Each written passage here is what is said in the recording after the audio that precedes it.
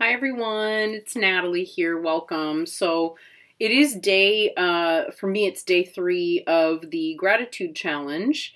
And I also thought I would stick around and just kind of throw in a few updates about some things. So this will be a little bit more rambling. The first thing I want to tell you about that I'm grateful for, though, is I got the results of my PCR test back today, which was a lot faster than I would have expected. And the good news is I do not have COVID. So somehow I managed to get a cold. There we go. I have no idea how that happened. But if there's one thing that we know about the common cold, it's incredibly common because it's so transmissible. So I feel great about that, actually, and very relieved because it means that I can reschedule all of my meetings and things that, you know, I had to cancel a reading. I had to cancel an appointment with a doula client, all of those kinds of things because I just couldn't get there. So, yay, I'm just really happy that I can do that again. My nose is so raw and red from blowing it all the time, and that will clear up. I'm just grateful that that all worked out so well. But, so my cards for day 3 were from the Ravyness Drakon, the 9 of Pentacles. And in this 9 of Pentacles, we've got all of the pentacles, and we've got this lovely dragon here, and the dragon on their wing has all of these like spirits and goddesses sort of supporting and adorning everything that they do. And so she has her own take, of course, on this card. But in this case, we're looking at you know, we're also seeing like the traditional 9 of Pentacles. And the 9 of Pentacles for me is really lovely to reflect upon. You know, it essentially, there was a phrase in the book, I think, about doing the right thing and being in the right place and having, you know, everything in your life is in the place that it should be. And so when you're not feeling great and the world is a complete mess, and you're spending a lot of time, as I have, kind of contemplating that mess and contemplating your own part in that mess, and what do I do to help clean up the mess or make the suffering within that mess a little easier for myself and others and so forth. And often I find myself wanting, you know, like I'm like, wow, I'm just not doing enough. I'm not enough somehow. And what this is telling me is actually, no, you are enough. And what you're doing right now is enough. And maybe I just ended up getting something simple and harmless because I needed to really replenish myself after last week. Last week was hard. People were really extra. They were really, really extra and very, very nervous. And a lot of them were sick. A lot of them were sick and didn't know it until after they'd left the office, or didn't have it confirmed until after they left the office, but still came to see us. So it was a long week. And it was a lot of, as I mentioned in my video about the death card, and this is my death card year, I spent a lot of last week greasing up, like the pig at the state fair, so I could just plow through everything, get it done, get things placed where they needed to be, fully support the doc in whatever she needed, support the patients in whatever they needed, and it felt like the right thing to do. And I'm grateful for that. You know, I'm grateful for that opportunity. I'm grateful that it worked out. And it was nice to have that time to just kind of go, okay, I need to just put everything down. Which of course I did and I didn't. But, you know, to the degree that it was possible, it was actually wonderful. So there's that. The companion card, and I didn't mention this yesterday, and maybe not even the day before. Somebody asked, what oracle deck is it? It's the Tulku Oracle by Karla Refoxo. Maybe that'll come across there. By Karla Refoxo. It was a Kickstarter deck. I really love it. I'll probably go ahead and draw another card here in a moment. the backings look like this. And this was my card. This was my card. The honeybee. And it's so beautiful. It's so beautiful and so inspiring that I actually pulled out a honeybee silver charm that I have. It's actually quite big. It's like a pendant. That's a Hill Tribe silver that I bought, I don't know, 12 years ago, 10 years ago. I don't know, a while ago, when I was still living in Chicago, and had been meaning to use it to make it a necklace for a friend, and had just left it there, not wearing it all this time. And it inspired me to pull it out and see if I could maybe design a necklace from what beads and stones and things I still have right now. And I couldn't quite manage it, but I was actually really grateful to sit down and just be beading and designing. That was a lot of fun. I must have done 5 or 6 iterations, and I was just like, no, I'm just not happy with any of those, but I really enjoyed the process. So it was really beautiful. But what Karla has to say here is even more beautiful. You know, she says all of the things that you would expect to find about honeybees. And then there's something in here. Receiving this card is a reminder that whatever you do in life, generating your work from this place is of great service. Okay, and the great service, let's see.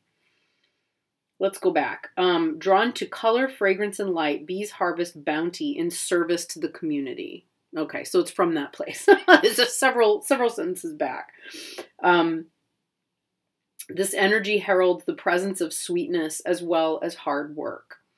And as Joseph Campbell wisely advised, this card counsels us to follow our bliss. There is a powerfully harmonizing and healing force in a life created from purpose and joy. Yeah. Let's see. Bringing forth sweetness and devotion through even the smallest of gestures pollinates beauty and nourishment throughout the environment. So, I love that. I really love that. And, you know, it made me really stop and think. Those are qualities that I work hard to instill, even if I'm not following my bliss. And in some ways I'm not, I realize. And that's probably a video for a longer video for a different day. But, you know, I'm following purpose. I'm following what I feel I need to do to where I am right now within what is possible. And I see that transforming itself in the next year or two. But the reminder that every day has its own bliss to it and its own possibilities for bliss it's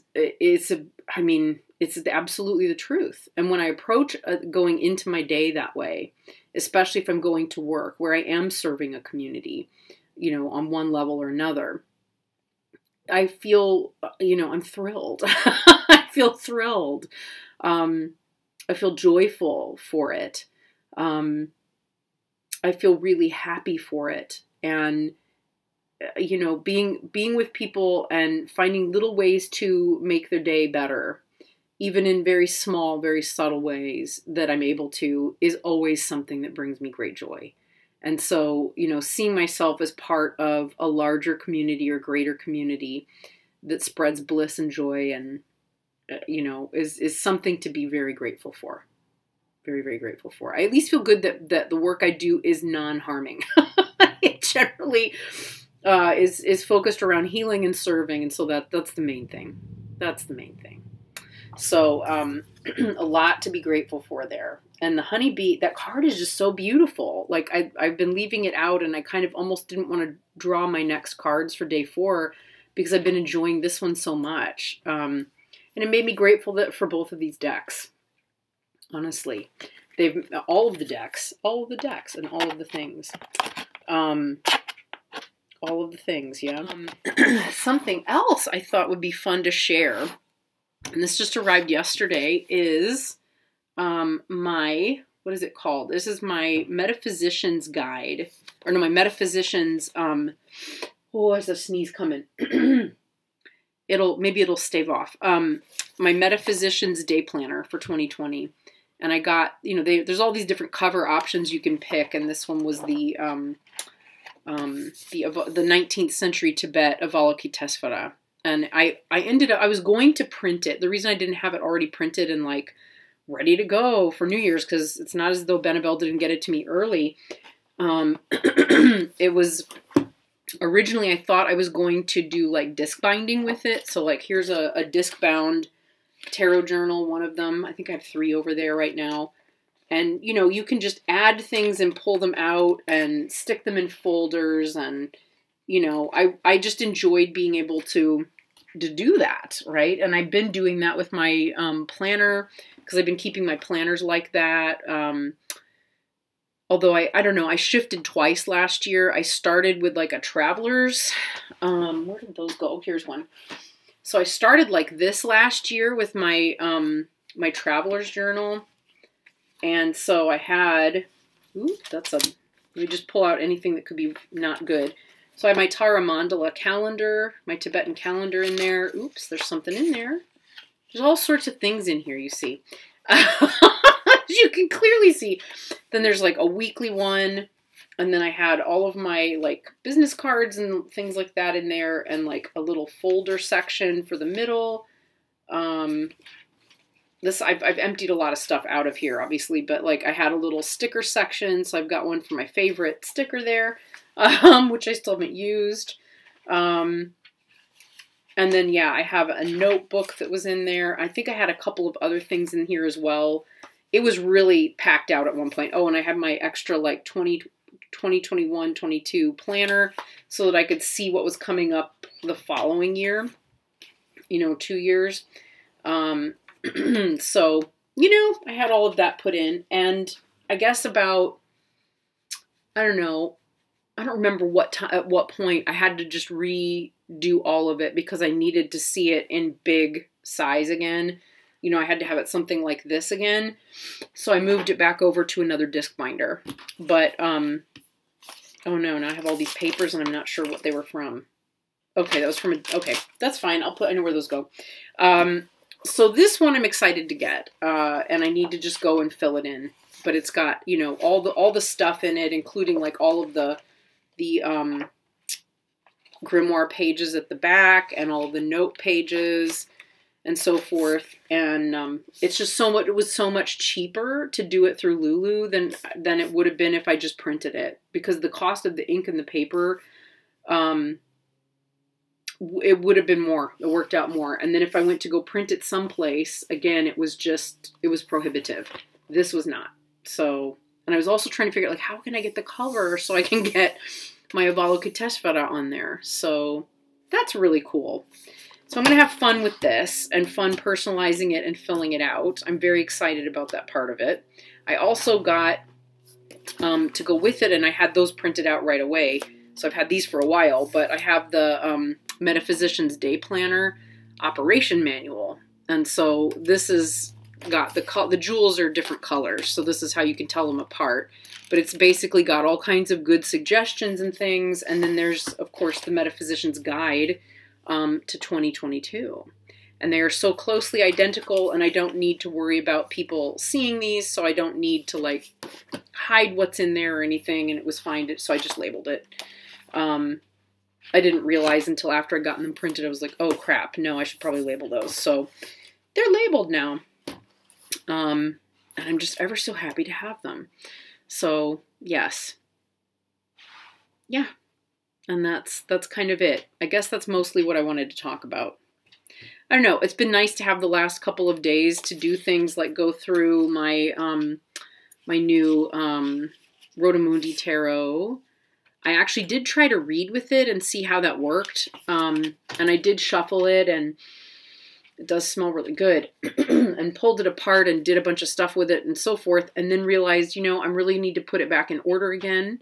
And sometimes when it's a very new deck, new system, something like that, it can be a very good exercise just to put a deck back in order. And especially with this one in terms of identifying certain things. And it really helped me to start identifying patterns and nuances, and, you know, the more you play with the images, the more stuff goes in, you know. What is it, sweetie? What is it? Do we need to go poop? Need to go outside and go poop? You gotta go do a poopy? Look at that tongue. This is just what he does. Hi. Hi, sugar. You need to go out and go poo-poo? Oh, you're so sweet. He normally settles right next to me, so this is an unusual occurrence. Well, with that said, this is more than long enough for a little, you know, ramble. But I was just so happy. I'm so happy that things were better than I expected. That I really kind of was excited about my journal or my planner and all of those things. So, yay. All right, friends. I will see you again tomorrow. So take care. Bye.